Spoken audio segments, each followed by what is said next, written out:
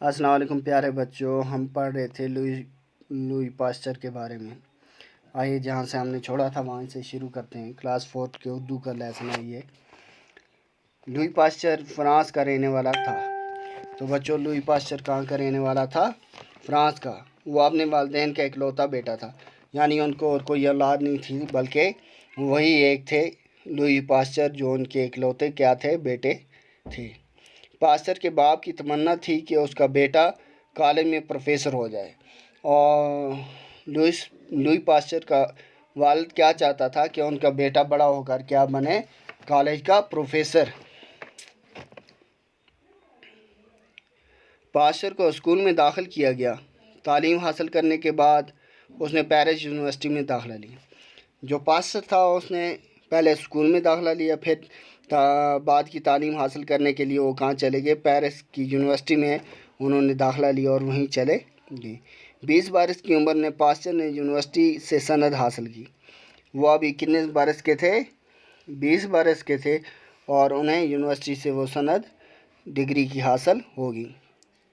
اپنی محنت اور قابلیت کی وجہ سے پاسچر کو پیرس کے کالج کی تجربہ گاہ میں نوکری ملی۔ اپنی قابلیت اور محنت کی وجہ سے انہیں کہاں ملی؟ پیرس کے کالج میں جو تجربہ گاہ تھی وہاں میں انہیں کیا ملی؟ نوکری ملی۔ یہاں پاسچر کو نت نئے تجربے کرنے کا موقع ملا۔ اب جب تجربہ گاہ ملی تو وہاں وہ کیا کرتے رہے؟ ہر وقت تجربے کرتے رہے۔ یہاں وہ کتابیں پڑھتا رہا اور نئی نئی چیزیں معلوم کرنے میں جٹ گیا۔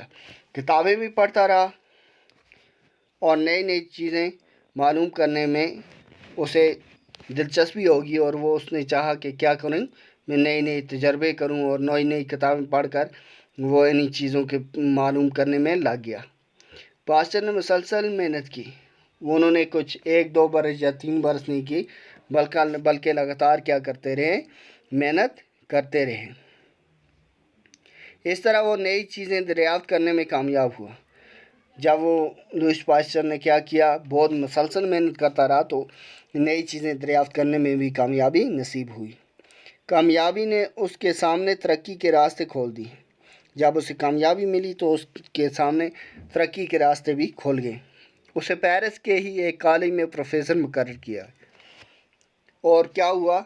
وہیں پیرس کے ایک کالج میں انہیں کیا مقرر کیا گیا؟ پروفیسر۔ یہ وہ وقت تھا جب سائنسدان اس بات کی تحقیق کر رہے تھے کہ دودھ کیسے دہی میں تبدیل ہوتا ہے۔ تب سائنسدان کس بات کی تحقیق کر رہے تھے؟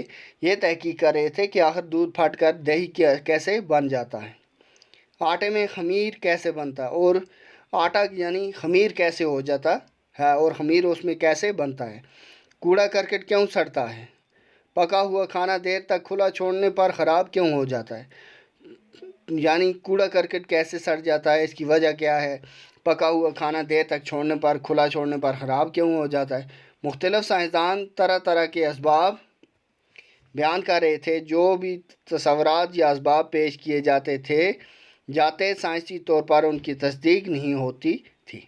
یعنی وہ تو اسباب تو پیش کرتے تھے باقی سائنسدان، لیکن اس کی سائنسی طور پر تصدیق نہیں ہو پاتی تھی۔ پاسچر نے بھی ان تبدیلیوں پر غور کرنا شروع کیا۔ انہی دنوں اس کی منگنی ہوگی، شادی کی تاریخ مقرر ہوگی، لیکن پاسچر اپنے کام میں مشغول رہا۔ یعنی انہی دنوں اس کی کیا ہوئی؟ منگنی بھی ہوگی اور شادی کی تاریخ بھی مقرر ہوگی، لیکن پاسچر نے اپنے کام میں مشغول رہا۔ اس نے اپنا کام نہیں چھوڑا۔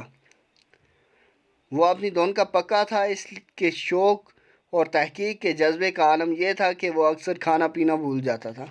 یعنی یہ جو پاسچر تھا، اس کا شوق اور جذبہ ایسا تھا کہ کئی وقت وہ کھانا بھی نہیں کھاتا تھا، اسے پتہ ہی نہیں رہتا تھا کب کھانا ہے کب پینا، وہ کھانا پینا بھی بھول جاتا ہے۔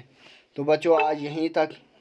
نیکسٹ ویڈیو میں ہم آگے کا سبق پڑھیں گے۔ تب تک کے لیے اللہ حافظ۔